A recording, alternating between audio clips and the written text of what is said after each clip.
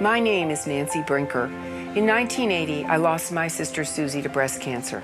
She was only 36 and the mother of 2. Before she died, I promised her that I wouldn't stop until a cure was found. That promise became Susan G. Komen for the cure. 30 years ago, things were very different. Few women got mammograms and some weren't even told they had the disease. And too many kept their illness a secret because they felt ashamed. But just a generation later, we've made incredible progress. We've helped reduce death rates by more than 30%. And today, we're on the cusp of breakthroughs that will lead to cures.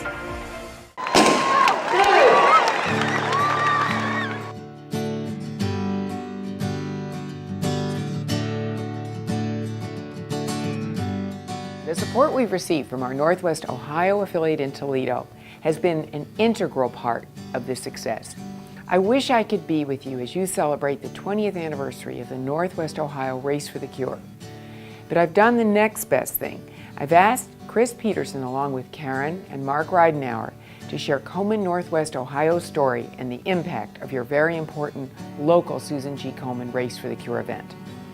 Thank you to Heitman Steel, KeyBank, ProMedica, Savage & Associates, and The Blade for your presenting sponsor support, and to the Northwest Ohio Ford dealers who step up every year, as well as WTOL, who continues to make Komen a community service campaign priority. My appreciation to all of the sponsors and friends who make this local race such a great success. Thank you.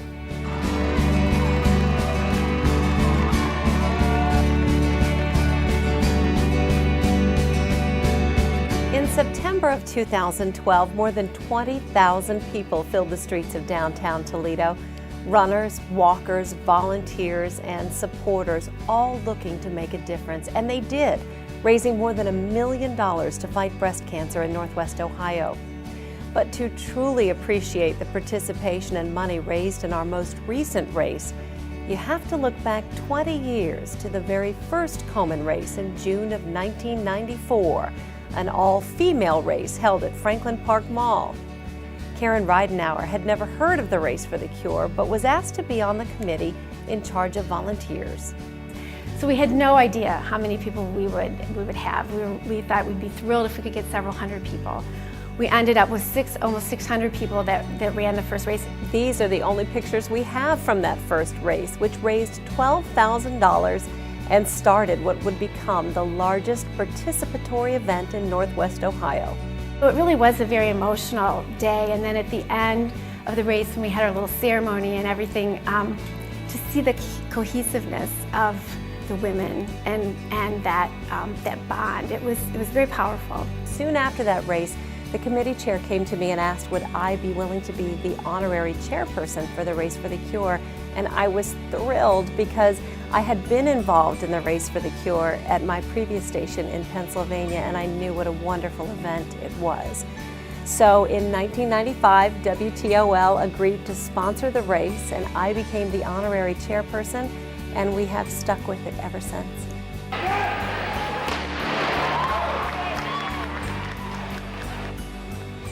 There were some other big changes to the race in 1995. It moved to downtown Toledo, and men were actually invited to walk and run in this one.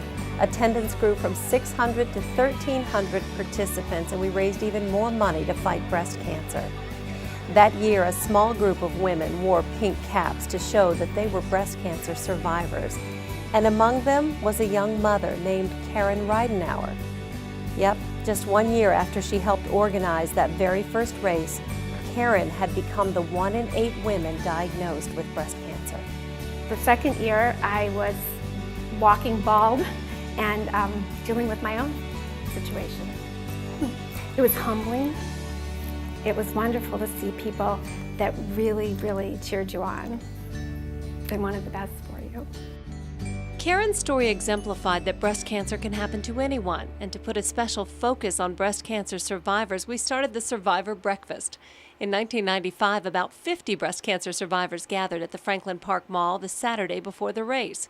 These days, some 600 breast cancer survivors come together each year at the Pinnacle in Maumee, where longtime survivors give hope to those newly diagnosed. Actually, it's very emotional for me because I look around and I see all these people that have been through it and survived it, and so I say, okay, there's hope for me. Okay, I can do this too. If they can do it, I can do it.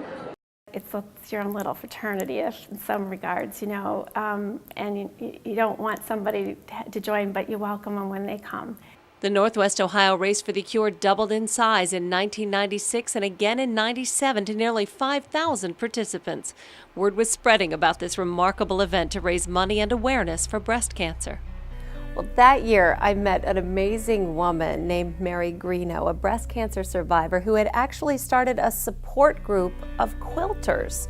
I asked Mary if her group could make a quilt to raffle at the race. That's how the Promise Quilters were born. Will you help us fight breast cancer? We have raffle tickets on this lovely quilt today. Each year, the group made an exquisite original quilt and sold tickets for $1 apiece at fairs and festivals. Those dollars added up, and over the 13-year tradition, the Promise Quilters raised more than $250,000 for Northwest Ohio Komen. By 1999, 8,300 participants raised $200,000, and the race had grown to a point where it couldn't just be handled by a group of volunteers. The National Komen office wanted us to establish a formal affiliate chapter with a board of directors to better track the money and services being offered. And with his business savvy as Executive Vice President and CFO of Heitman Steel, and because of his personal commitment to fight breast cancer, there really was no better choice to lead that effort than Mark Reidenauer. And of course I couldn't say no with Karen's history, so I was happy to do it. I mean, I did tell them, I said, if we're going to do this, we're going to do it right. And so I became the first president. The affiliate is now 24 counties in Northwest Ohio and Monroe, Michigan. And that's a big area.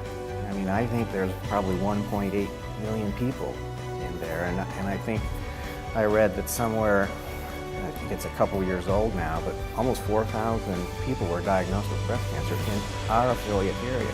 That's a lot of people.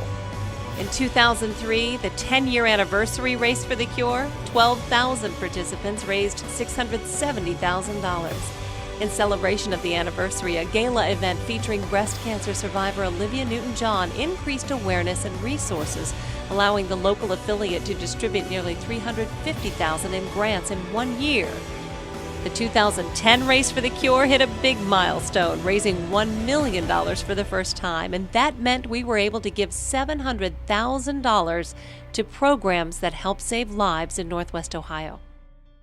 People always ask me, where does the money go? And I'm so proud to say that 75% of the money raised stays right here in Northwest Ohio to help women in our community. And the other 25% goes directly to research projects to help find a cure for breast cancer. I mean, we've raised, almost $11 million in this community, and little over 8 of it has stayed right here. That can do a lot of good work for a lot of people that need it. And I think we should, all of us that have been involved with Komen should be very proud of that. Over the years, the majority of our grant money has gone to help pay for mammograms for women who are uninsured or underinsured.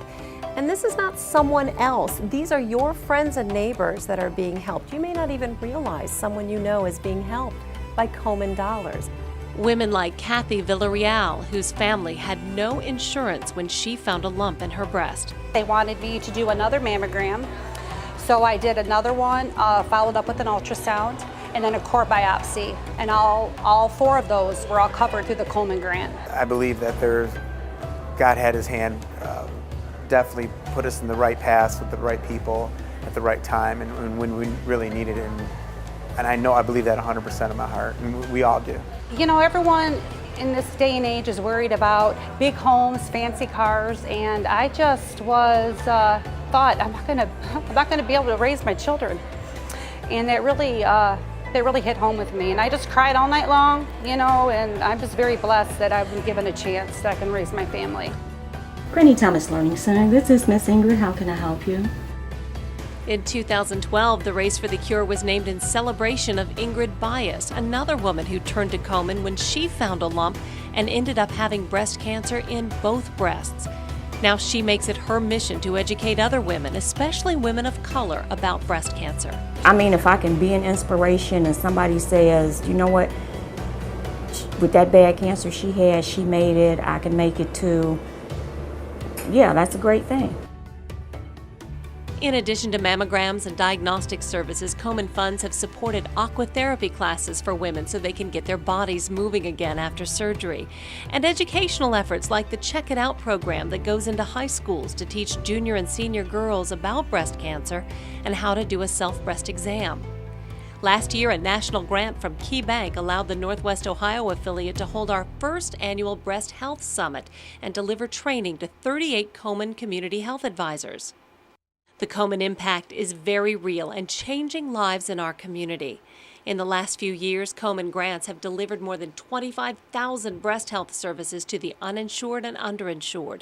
More than 7,000 breast exams and mammograms have been performed, resulting in 101 early-stage life-saving diagnoses for breast cancer. But the demand far outpaces the resources available to support life-saving grants.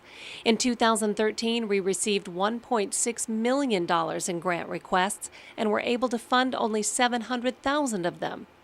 That's why we need your help. Our goal is simple: to fund all viable breast health grant requests, because that's how we save lives. And if you want to see who we're helping, join us for the Race for the Cure and look around you.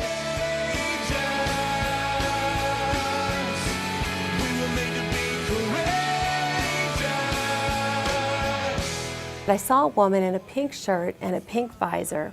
She was a few blocks down the road, and I sat and I watched, and she was the first survivor I had seen coming across the finish line. And she got about a block and a half away from the finish line. And on the side of the road, a man who was there pushed a little girl who was about 3 years old into the road. And she took her mom's hand, and they finished the race together. And right there in that moment, I knew that's why we're here, so that that little girl doesn't have to worry about breast cancer, and so that little girl doesn't have to grow up without a mom. It's important to be here to support my sister, Janet Roberts, who's a cancer survivor. We are all survivors, and we're going to continue to be survivors. You see all those people, and it's so emotional. It's almost like overwhelming. It brings the tears of joy and happiness. This is the least I can do. I can't run, I can't walk, but I can pass out lollipops. Thank you for being a partner in our quest. Together, we're making a difference. We race here, we give back here, we save lives here. And this year, we celebrate 20 years of service here.